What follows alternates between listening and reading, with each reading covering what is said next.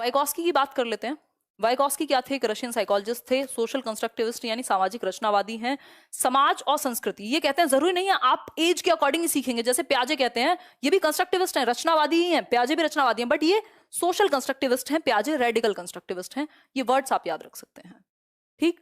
Socio cultural aspect, ये कहते हैं समाज और संस्कृति। यदि मैं कुछ ज्यादा समझदार लोगों के साथ रहूं या मेरे जो एक्सपीरियंसेस है मेरे समाज और संस्कृति से, वो मेरी एज से ज्यादा मुझे सिखा सकते हैं, ये बात हम कह सकते हैं। ऐसा वाइगॉस्की मानते हैं। जरूरी नहीं है कि उम्र ज्यादा होने पे ही एक व्यक्ति कुछ सीख पाएगा। इन्होंने देखा इनके बच्चे, बेसिकली इन्होंने ऑब्जर्व किया कि यदि इंटरेक्ट करें हम सोसाइटी और समाज से, वो जो बात कही जाती है ना कि जो आप एवरेज हैं उन 5 लोगों का जो जिनके आसपास आप रहते हैं, जो आपका सर्कल है, उसका सिंपल सा मतलब है कि हमारा समाज, हमारी संस्कृति, हमारे ऊपर हमारा एनवायरमेंट प्रभाव डालता है। ठीक है बात। इनकी थियरी का नाम ही है सोशियो कल्चरल अप्रोच। देखो 3 चीजें याद रखना वाइगॉस्की के टर्म में, SCL, BPL से SCL याद कराया था। सोशल इंटरेक्शन यानी सामाजिक अंतःक्रिया, जब बच्चा सोशली 2 या 2 से अधिक लोगों से इंटरेक्ट करेगा, यानी ग्रुप लर्निंग को वाइगॉस्की बहुत ही महत्व देते हैं कि बच्चों को ग्रुप में सिखाओ, पीयर लर्निंग, एक दूसरे के साथ सीखें, असिस्टिव लर्निंग या असिस्टिव टीचिंग जिसमें टीचर मदद करे या कोई भी वो व्यक्ति जो उससे ज्यादा जानता हो वो असिस्ट करे। भाषा को इन्होंने टूल बताया है, लैंग्वेज को ग्रेटेस्ट टूल बताया, व्यक्ति का सबसे बड़ा टूल।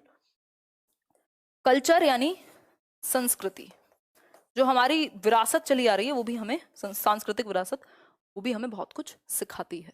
ठीक हो गई बात? ये एक बेसिक सी बात है। अब इनकी लैंग्वेज के बारे में इनके विचार पढ़ लेते हैं, आता है कई बार। वाइगॉस्की ने ये माना कि लैंग्वेज डेवलप होती है सोशल इंटरेक्शन से, यानी सामाजिक अंतःक्रिया से। भाई अगर हम समाज के साथ इंटरेक्ट ही ना करें तो कोई लैंग्वेज नहीं है।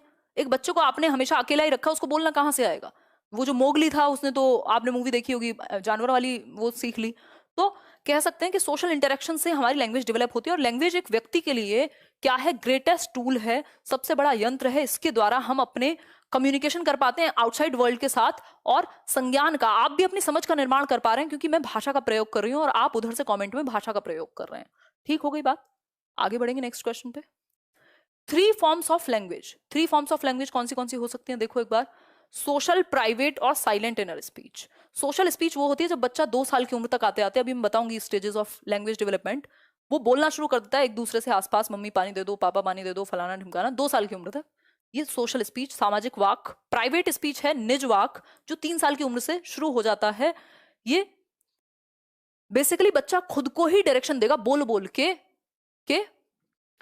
मान लो उसको कोई गाड़ी ठीक करनी है, अरे ये वाला कहाँ गया, ये वाला नहीं, ये वाला लगाना था, ये तो ऐसे चलेगी, छुक छुक छुक छुक, क्या हो गया इसको, बैटरी कहाँ है इसकी, मतलब खुद से ही बातें करेगा बोल बोल के। इसको प्राइवेट स्पीच कहते हैं। 3 साल की उम्र में आ जाती है, और इसको इन्होंने बहुत इंपॉर्टेंट बताया है, जबकि प्याजे ने इसी को ईगो सेंट्रिक स्पीच कहा है, जो 2 से 6 वर्ष के बीच में आएगी प्री ऑपरेशनल में, और उन्होंने कहा है कि ये बहुत काम की नहीं है।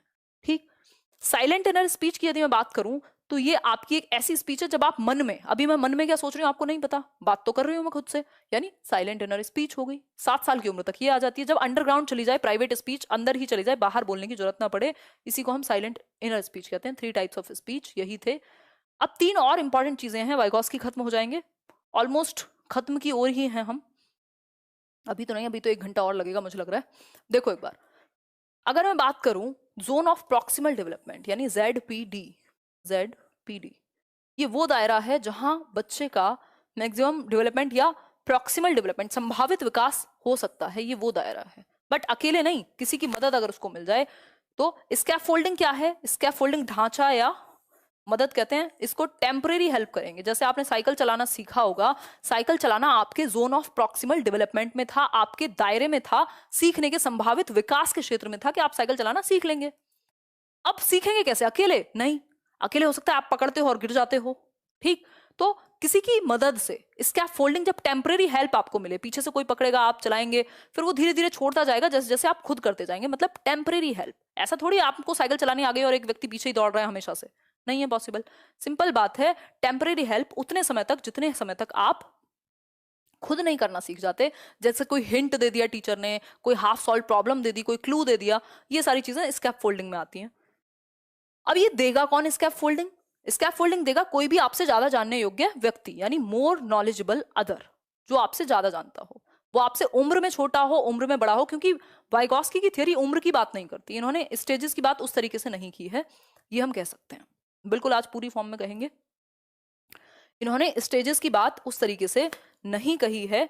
तो ये कहते हैं कि चाहे आपसे छोटा हो चाहे आपसे बड़ा हो, अगर ऐसा होता तो शायद आप में से 60% लोग मुझसे काफी बड़े हैं, 25 से 34 साल के लोग हैं जो चैनल पे 60% से ज्यादा लोग हैं, तो कोई अधिकार नहीं होता मुझे यहाँ आने का। बट अगर किसी एक विशेष क्षेत्र में कोई छोटा भी आपसे ज्यादा जानता है तो आप सीख सकते हैं, है ना। आजकल माँ बाप बहुत अच्छा एग्जाम्पल है, उनको फोन चलाना नहीं आता, बच्चों को फोन चलाना आता है, बच्चे मोर नॉलेजेबल अदर बन जाते हैं उनके लिए, उनको सिखा देते हैं, तो वो मोर नॉलेजेबल अदर हो गए। एज का कोई मतलब नहीं है, बस मतलब इतना है जिस पक्ष को वो सीख रहे हैं उस पक्ष को, कोई कह रहा है 36 ईयर्स, बहुत बढ़िया, उस पक्ष में वो बेहतर हो। तो मेरी सीडी भी बेहतर है, मुझे फर्क नहीं पड़ता मेरी रीजनिंग खराब है तो, वैसे रीजनिंग खराब नहीं है बट मैथ्स अगर बहुत टच में नहीं है तो, है तो हो सकता है आप मुझे रीजनिंग सिखा सकते हो और मैं आपको सीडीपी सिखा सकती हूँ, तो मैं मोर नॉलेजेबल बन गई, आपकी मोर नॉलेजेबल अदर बन गई।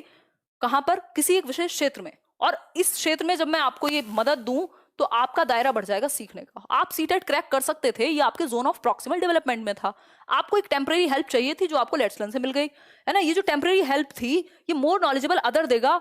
लेट्स लर्न हो सकता है मैं हो सकती हूँ कोई भी, ठीक, कोई 21 साल का भी है, बहुत बढ़िया, अभी तो आपने जन्म ही लिया है। देखिए एक बार ZPD ये दायरा है कि बच्चा साइकिल चलाना सीख सकता है। स्कैफोल्डिंग ये प्रोसेस है, प्रोसेस को स्कैफोल्डिंग कहते हैं, याद रखना, प्रक्रिया है टेम्परेरी हेल्प की। और ये मोर नॉलेजेबल अदर उसके पिताजी हैं जो उसको सिखा रहे हैं। ये स्कैफोल्डिंग हटा ली जाएगी जैसे ही वो खुद सीखने लग जाएगा साइकिल को। ठीक है बात, आगे बढ़ जाएंगे नेक्स्ट।